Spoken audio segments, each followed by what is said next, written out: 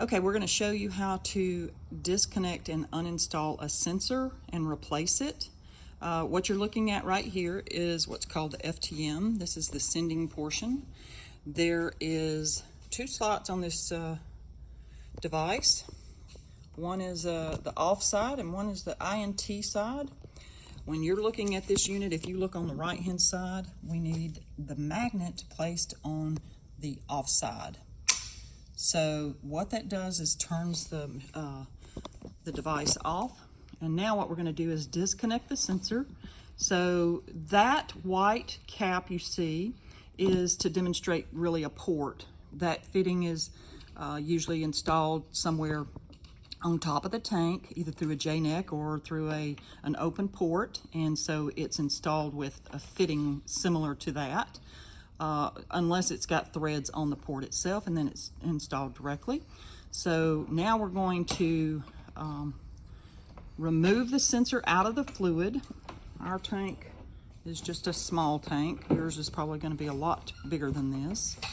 But we're just, we use a paper towel because of the fluid in it, so we don't get it all over the place.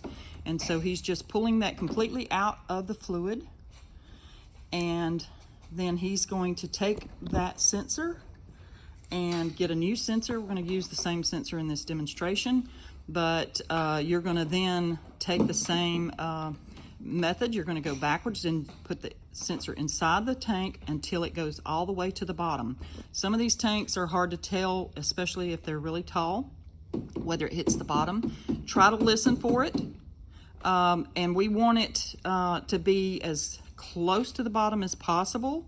We don't want it a lot of wiring in there, so if you have, like we have, some extra cabling, what you're going to want to do is maybe wrap that up and zip tie it. We're not going to show you the zip tie today, but I will put some information in the email that I send to you about the zip ties, and maybe some pictures. So he's got that all installed again, and now he's going to connect the yellow cable to the sensor box, which, if you'll look inside that connector, there is a notch. You're going to make sure that that notch is fitted over that and get it as secured as possible. So you're going to do that.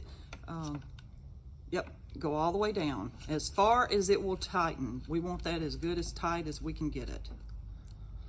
The other thing to keep in mind is, just as a note, this device does have an opening that, if it's not installed on the with this direction up the way it's showing in the video, it can get moisture in it. So just be aware that, you know, we need to make sure that that fitting, or however it's installed in the opening, then we need to make sure that it's good and sitting down in a good position.